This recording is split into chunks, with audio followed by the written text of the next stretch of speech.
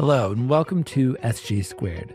Steve Gladen, the global pastor of small groups from Saddleback Church, pulls from his over 25 years of experience to encourage and equip listeners like you to lead small group ministries. So let's listen and learn together. We are over halfway, and so Steve, how you doing? Are you ready to take the last leg of these last 9+ questions we got? If we expire our time, if you want to nail out a couple more questions, we can go either way. Okay.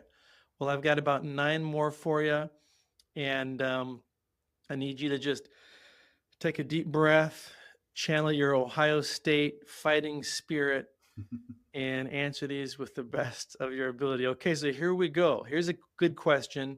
Number 13. Wow. How do we get previously existing groups to become official small groups so we can include them on our website and app? And I love this comment they have afterward. It says, they are nomads and we love to start walking beside them. Well, if it helps you feel encouragement, we have the same nomads that are floating around. I love that. I think one of the things I would say is that whenever you do a church-wide campaign or whenever you do a small group launch or a push and you're handing out something, it may not be curriculum because a lot of our curriculum now is streaming and the study guides are that way too. But if you're handing out anything that is a complementary piece to the curriculum that you're pushing, we're doing that right now. Andy is doing one on 6 felt needs that people have, and the premise is coming out of Psalm 23, and everything is digital. But what we did is we included a small book that he's using, a classic book on Psalm 23 on the shepherd that we could pick up for $1.50 a book. But we'd say, hey, you can go out and when you're existing groups, you can pick up these books for free that you can lead as a complimentary piece, and you can or if you're a new group, you can pick them up too, and then we'll give you instructions on how to get to the digital resources. And what we found out is because Andy kind of gave the relevant felt needs that this curriculum would hit, but the book created FOMO and the fear of missing out, like, hey, I want that too. And whenever you do that with every small group push that you do, what happens is some of these groups that are off the radar come on the radar because they want the thing. And the great thing is if you have your coaches there or your community leaders there so that they can meet the people, 2 great things happen. One is you have that personal connection with a group that you didn't know, because they'll say they're not a new group, they're an existing group. And you go, great, we don't have you on our system, but we just want to get to know you. When that person gets to know them, not only do they get a relational connection right away, but sociologists will tell you it's harder for them to ignore your text or your DMs or your phone calls. Any way you engage with them, that is the medium they like to be engaged with, it is harder for them to let it go to voicemail or not return the text than to engage with it, because there's a sociological bonding that happens because they connected a name with a face. So I would just encourage you, whenever you do group launches, have something that existing groups need to complement whatever you're going to study. If everything's streaming, if you're handing out, if you're still handing out DVDs, we got an issue. But if you're still handing out maybe printed curriculum or study guides or whatever that is, it's a great way to get those groups on the radar, and you'll get to make them no longer nomads, but part of your community. Really good. I want to read the question again because I kind of have a critical thought on it. Again, their question was, how do we get previously existing groups to become official small groups so we can include them on our website and app? And then they said they are nomads and we love to start walking beside them. So awesome that you want to walk beside them. And I would say keep that as the main point. I think we can confuse it though, and we also want to just have more groups listed on our website.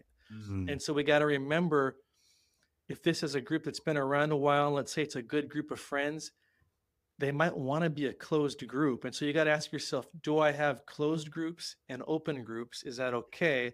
At Saddleback, we had both. I loved it. Some people want to add new people to their group. Some people have such a unity they couldn't imagine adding more people. And so to put them on the website could be a bad thing.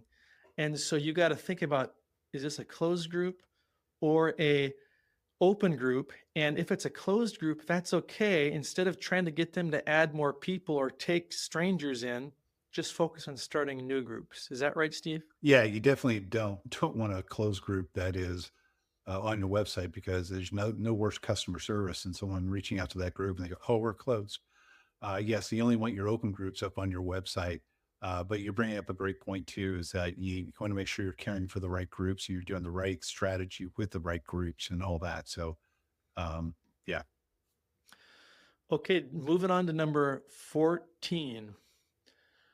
Steve, it says, what's one thing you would do differently if you could go back to your first day over groups? This is a little bit like the other question we had, but Mm. anything you want to add there? Yeah, I guess a different angle would be is be yourself. God created you to be the right person. He drew you around. Yeah, you know that both Derek and I, we have a common characteristic of, we're drivers and we're planners in that.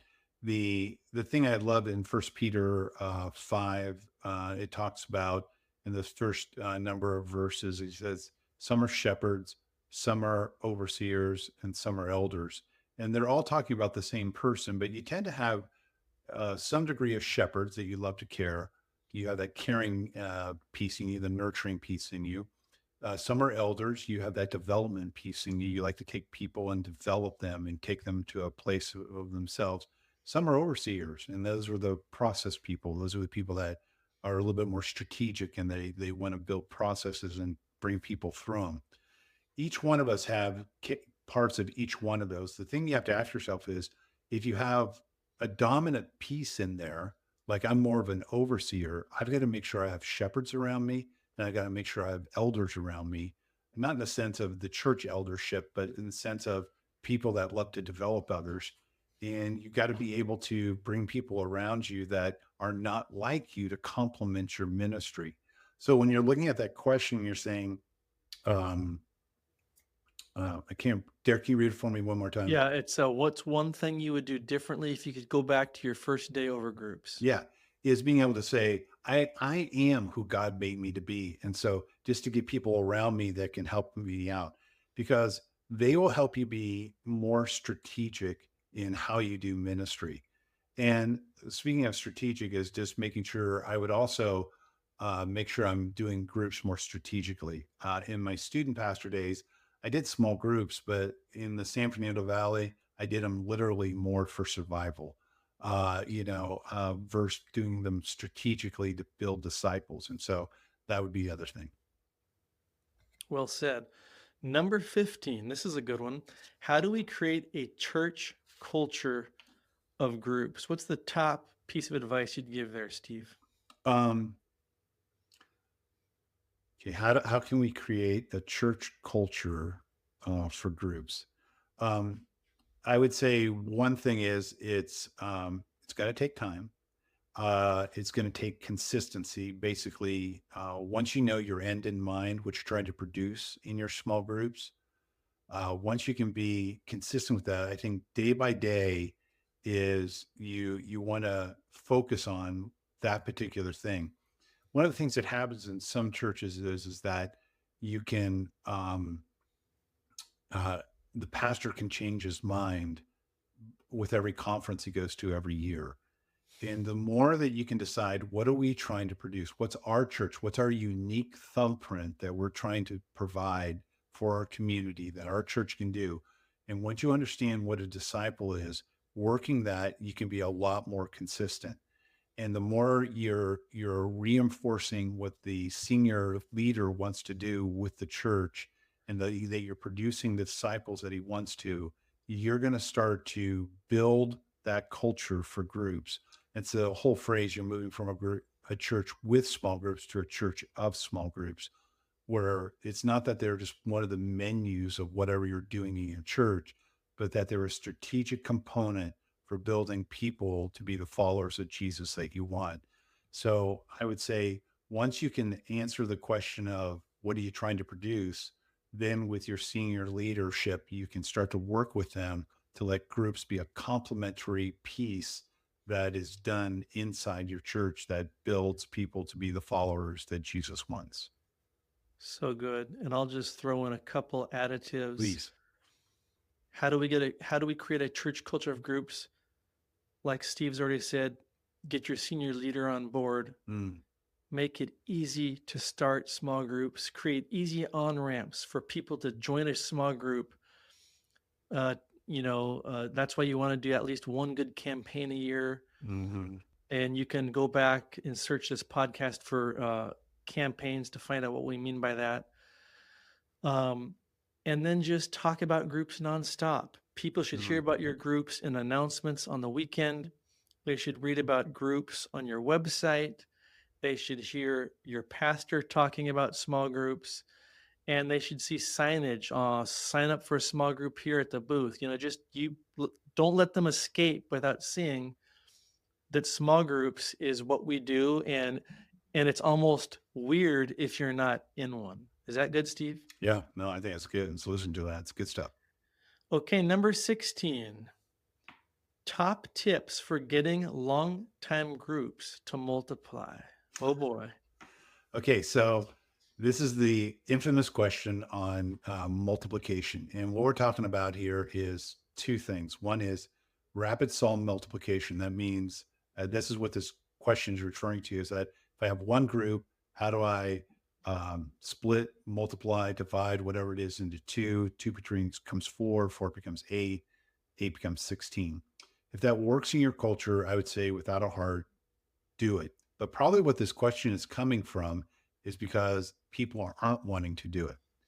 And I think one of the things I learned at Saddleback was my first year, I thought, I arrived at Mecca and everything will work, because I tried to do church rapid cell multiplication at my previous churches, and I just never got it to work.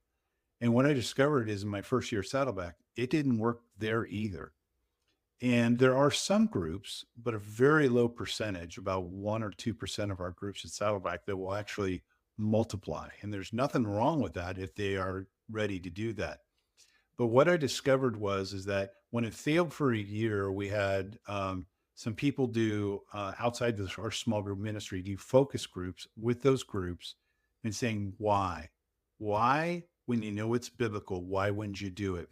And this isn't the exact phrase that came out of all the focus groups, but it is a summarization of it. And basically it's because this group has become closer than my blood. And basically what they're saying is that this group is closer than my blood family. And when you look at this and you start to understand, and again, I've said this all through this show, I don't know where it got broke up, but all through the show, of being able to say, the Bible is built on a family system. And what culture has done is they have been trying to destroy the family system of one man and one woman creating a nuclear family. And when you look at statistics in your community, there are 2 primary and 3 secondary issues that destroy the family. One of them, probably the primary ones that are the hardest, is divorce. And if you've been divorced, I'm not trying to shame you in that. I'm just trying to say what culture has done is made divorce so acceptable that it destroys the family. The other thing too, and it's important for you to know in your county or where the city you live in or the town you live in, is what's your divorce rate. For us in Orange County, the divorce rate is 72%. That is gross, but it's a fact. The other thing that happens, and this is, you can look up the stat in my book, Planning Small Groups with Purpose, because I quote it there, but in 2014, and here we are 10 years later, and I can only guarantee this stat is up and to the right, but in 2014, 57% of kids under the 18 were not raised in a nuclear family. So let's flip that around. 43% of children were raised in a nuclear family of knowing one mom and one dad, and they were under the age of 18. 57% in 2014, 10 years ago, did not know life in a nuclear family. So they either had a single parent family, either they were being raised by grandma and grandpa, or they had same-sex partners that were raising them or something like that. But those are the two things that destroy the family unit the most. Three secondary ones are if you live in a military community, they are uprooting your family, moving you around all over the place. If you're in corporate America, a lot of times they move you for your job. And secondary education, going to college or doing your master's program, a lot of times they'll take you out of state. I'm a victim of both of that latter one because my son went to Arizona and Phoenix and studied at Grand Canyon University. My daughter went to Nashville and studied at Lipscomb University, and she met her husband there, and they got married. And guess what? They're staying in Nashville, Tennessee, and our family unit's broken up. So it's no wonder that when people get into a group and they say, I want to stay with this group forever, because they are finding biblical family that they didn't know about when they were growing up with their existing family. And then when you come around saying, hey, I want to break it up, they're like going, I've already played this tape before in my life, and I don't want to experience it again. Now, here's the question. The principle is evangelism. The question is, what is your methodology? The principles of evangelism, some methodologies is rapid cell multiplication. Those strategies that come out of China, Korea, and Colombia tend to be not in our culture. And so they may work, that strategy may work. And that's nothing wrong with that. But I've found in most Western cultures that when you say principles of evangelism and you say rapid cell multiplication, they're like saying, no, thank you. So what you got to do is say, what is it? Because you can't abort evangelism, but you can offer a healthy alternative. So at Saddleback, we'll say your group can be closed and you can stay together for as long as you like. But what you have to do is hold their feet to the fire on personal evangelism.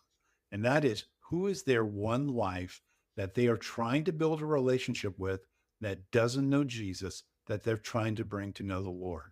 And so evangelism can stay first and foremost. So the question was about multiplication. The question is, you're talking about a methodology. And if that methodology isn't working, then I would say maybe go to a different methodology that I just described. Great answer. On to good old number 17. It says, can you believe this? We're almost getting to the end of this. I'm not believing you as long as we're going, but keep going. What is the outcome or win of a group? As Steve takes a sip of water. I know, that was the end of the question. Okay. What is the outcome or win of a group? One of the things I would say is that you've got to know your end in mind, and you have to position group leaders to win. And they need to know, okay, if I'm a great group leader, what am I doing that is the end product? And so for us at Saddleback, we're saying what you want to do is take the 5 verbs of the Great Commission and the Great Commandment and balance them in your group, or what we say balance is a verb. So harmonize these things in your group, not equally and every night, but just over the course of time. And then we want to see those same verbs become, because they're verbs in the Great Commission, Great Commandment, we want to see them become active inside of a life. So that is our win. Now, how you structure the group, how you help the group, how you train the group, how you use curriculum to help you out, those are all subsets to this question. But the bottom line is that you want to help them become a group that is producing what you want. So you as a church and your senior pastor have to decide, what is that? If you have the perfect disciple next to you, what is it that they're exuding so that you can have a win in your group? All right. Steve, you good with just before you move on, by the way, whoever asked that question, that is a great question. Most churches don't take the time. They have great slogans and logo lines like love Jesus, love others, love ourselves, or whatever's the cute line they have. We have them too. Balance the Great Commission and the Great Commandment and the life and soul of each person. But the point is that they don't take the time to build the infrastructure under it to answer the detailed questions of what does that mean? And then how do we do it? So sorry. No, that's great. Great question for sure. And again, thanks to everybody for submitting these questions, man. There's so many good ones. Steve, you got strength for one more? Yeah, let's move it on. Okay, let's get one more question. This will be we'll call it number 18. And we're going to go with a very interesting question. Can adult Sunday school work with small groups? Can adult Sunday school work with small groups? Yeah, in a heartbeat, I would say any grouping of people, whether they meet at Sunday morning or whether they meet Wednesday or Tuesday or Friday morning or whatever they meet, is not the issue. The thing is, what is the grouping of people trying to produce? In Small Groups with Purpose, I wrote a chapter on chapter 15 on how do you have adult Sunday school work for you. They're not enemies of each other. Now, I will say this, in groups that meet, and I'm assuming they're talking about adult Sunday school, but for groupings of people that meet off the church campus or away from the church property, their greatest Achilles heel can be too much fellowship. They become a social club. So you always have to guard against that. For this question in adult Sunday school, what happens is their greatest Achilles heel is too much discipleship. By that, I mean too much head knowledge, not disciple making, but discipleship and just learning more. And so what happens is we always talk about temple courts and house to house. That's what the New Testament talks about. What happens, the Achilles heel for adult Sunday school is they can become mini temple courts. And so there really is no house to house. So one of the things I would say, absolutely yes, that can happen. But just understand what is the Achilles heel of it, and are they willing to help make disciples the way you want small groups to do it? So they're not a competing force. Well said. Well, we did it. We made it through the biggest small group mailbag questions of all time. And Steve, great job pulling from your 25 plus years of experience to give us your best answers. And hopefully some of the stuff I chimed in was good too. But again, thanks to everybody who submitted those questions at the Lobby Gathering 2024. And our hope and prayer with this episode or these episodes is that they empower you and encourage you to build bigger and better small groups, healthier small groups. Steve, any final words? Hey, just thanks to everyone for, like Derek said, to submitting the questions. We always try to answer them as best we can and as often as we can. However many shows this got broken up into, I hope you enjoy them and look at the show notes. The show notes will have each one of the questions down there and the various links that we talked about that we would send your way. And until next time, keep building community. Thanks, guys. God bless. Thank you for listening. Don't forget to subscribe wherever you listen to podcasts. And to dive in deeper, get more resources, or join the Small Group Network, just head over to smallgroupnetwork.com.